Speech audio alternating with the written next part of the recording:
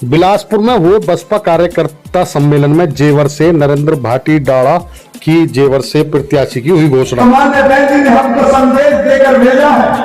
बहन जी ने कहा जाओ सबसे लाइन और यहाँ तुम जो नरेंद्र भाटी डाड़ा है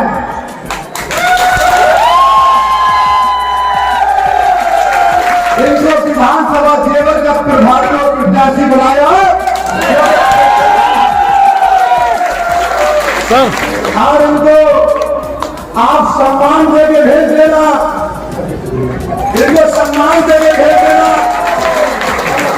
इनका मान सम्मान स्वाभिमान बढ़ा देना। अगर ये जीत के यहाँ से गए तो मेरा विश्वास है भारतीय जनता पार्टी का मुंह तोड़ जवाब देने के लिए क्योंकि आज हथियार के लिए आज वोट की जरूरत है और वोट में सही इस्तेमाल जवाब से कर देना आपका अपना विधायक होगा और इनको मुंह तोड़ जवाब देने के लिए काफी होगा।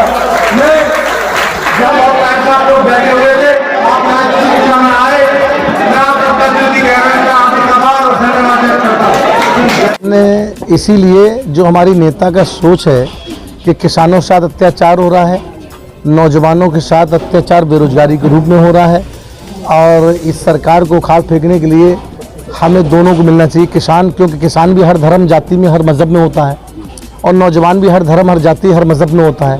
गौतम बुद्ध नगर जिला जो है ये गढ़ माना जाता था पहले बहुजन समाज पार्टी का, लेकिन वर्तमान में स्थिति बिल्कुल बदली हुई है।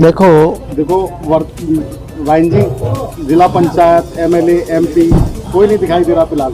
तो आप किस आधार पर ये दावा कर रहे थे अभी सभा में कि गौतम बुद्ध नगर में हम तीनों सीट जीतेंगे और किन मुद्दों के आधार? मैंने आपको कहा जो भारतीय जनता पार्टी के पहले समाजवादी पार्टी ने 2012 में अखिलेश जी ने किसानों को और नौजवानों को और मुसलमानों को जो झूठ बोल के सरकार बनाई थी, आज किसान और नौजवान जाग चुका है।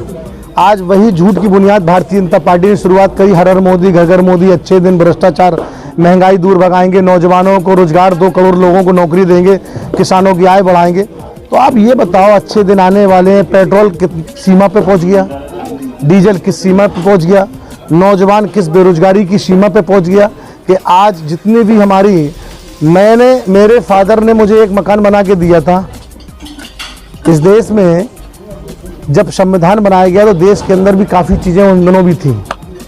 जब लोकतंत्र लागू हुआ इस देश के अंदर, लोकतंत्र में बहुत चीज़ें बना के मिली थी हमें। अगर हमारा फादर ने कोई मकान बना के दिया है तो हम उस मकान को बढ़ाते हैं, उसमें डबल मंजिल करते, ट्रिपल मंजिल करते और भी बढ़ाते हैं। लेकिन जिस दिन से भारतीय जनता पार्टी की सरकार इस देश में बैठी है उस दिन से जितनी ज़मीन जायदाद मकान थी, मतलब मकान मीन्स कौन से, जैसे LIC हमारी वो बेच दी, प्लेन हमारे बेच दिए, जितनी भी सरकारी एजेंसी ज़्यादातर जो देश की अर्थव्यवस्था को संभालती थी, देश की पूंजी हुआ करती थी, देश के लोग गर्व करते थे कि हमारे इस देश के अंदर ये पूंजी है, उस पूंजी को बेचा जा रहा है।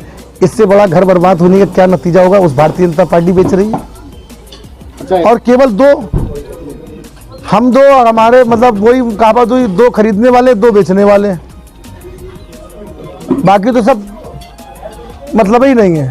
भाई जी सवाल थोड़ा टेढ़ा है लेकिन सवाल भी है कि आपने प्रत्याशी बहुत अच्छा घोषित किया है जेवर विधानसभा से नरेंद्र भाटी जी को। कहीं ऐसा तो ना हो कि पहले की तरह कभी मेहनत की जाए और फिर एन वक्त पर प्रत्याशी बदल दिया जाए? ऐसा नहीं होगा। ऐसा नहीं होगा। आपने सुना नहीं? ऐसा नहीं होगा। बहुजन समाज पार्टी की नेता निष्पक्ष है, जिसको भी आशीर्वाद देती हैं। इस जिले का इतिहास रहा, जिसको भी भरोसा किया पूरा भरोसा किया और उस भरोसे पे किस तरीके से इस जिले को बनाया ये आप हमसे बेहतर समझ सकते हैं। हमारा कहना जरूरी नहीं है। आज इस प्रदेश के सबसे बड़े गौतम बुद्ध नगर का नाम गौतम बुद्ध नगर बहन जी ने दिया है। जिला बना के विकास करने काम किया और ये जिला नहीं, संत कबीर नगर हो, ज्योतिराव फुले साहब नगर हो या जितने भी ज़िले अलग करे हैं उनको विकास भी दिया। उनका सेंटर बना के उनको उन लोगों जिस ज़िले का आप समझ सकते हो कि जितने छोटे छोटे ज़िले होते उतना जल्दी विकास होता है। तो विकास की लहर ही बहन जी ने बिठाई। इस बार क्या अपने दम पर लड़ेंगे या गठबंधन होगा? देखिए, बहुजन समाज पार्टी अपने दम पे चुनाव लड़ने जा रही है और अपने दम पे ही चुनाव लड़ेगी। मैं आपको एक संदेश और दे रहा हूँ, आज जनता है, जनता अपने आप को ठगा हुआ महसूस कर रही है। अगर जनता को बचाना है तो जनता मन बना चुकी बीएसपी को लाना है। ये जनता ने मन बना लिया। आप बताओ, मैं आपसे ही पूछ रहा हूँ, कौन खुशहाल है भाजपा की सरकार में? और सपा की सरकार गुंडे और अपराधियों की सरकार रही, उससे कौन खुशहाल रहा? बताओ, कोई भी बता दे। इतने लोग बैठे हैं कि सपा की सरकार में कोई बहुत ज़्यादा सम्मान मिला हो किसान को या नौजवान को, उनने भी गुंडागर्दी चरम सीमा पर फैलाई। पूरा परिवार, पूरा प्रदेश समाजवादी पार्टी के प्रदेश नहीं परिवार में बढ़ गया था कि ये गौतम बुद्ध नगर हमारे फलाने चचा देखेंगे, वहाँ बरेली जो रोहिलखंड है वो हमारे चचेरे भाई देखेंगे, अवध का हम देखेंगे, पूर्वांचल के फलाने चचा देखेंगे और फिरोजाबाद से लेके वहाँ तक हमारे ठिकाने चचा देखेंगे। यही तो परिवार में पूरा प्रदेश बढ़ गया था। बहुजन समाज पार्टी के अंदर एक बताओ कि कोई परिवार अगर कहीं पूरे प्रदेश में नजर आया हो? अगर बहुजन समाज पार्टी के अंदर बंटवारा होता तो ब्राह्मण के साथ होता, पाल प्रजापति के साथ होता, जाट गुजर के साथ होता, उसको बंटवारा करती बहन जी, उसको मालिक बनाती है। आप बता दो कोई उनके परिवार का या कहीं फैलाओ पूरे प्रदेश। तो हम 250 से ऊपर जा रहे हैं, बहुमत तो छोड़ो, बहुमत से ऊपर जा रहे हैं हम। 250 से ऊपर ही क्यों? भाजपा तक 350 से ऊपर नहीं, हम तो फिर ये बताओ क्या विपक्ष रखेंगे? नहीं, जिस देश में विपक्ष नहीं होता उस देश में कभी विकास नहीं होता। ध्यान रख लेना मेरी बात को। विपक्ष ही विकास है। अरे विपक्ष भी चाहिए। वो लोग विपक्ष को मिटाना, जैसे भारतीय जनता पार्टी ने विपक्ष को मिटा दिया। जब विपक्ष ही नहीं होगा तो विकास कहाँ से होगा?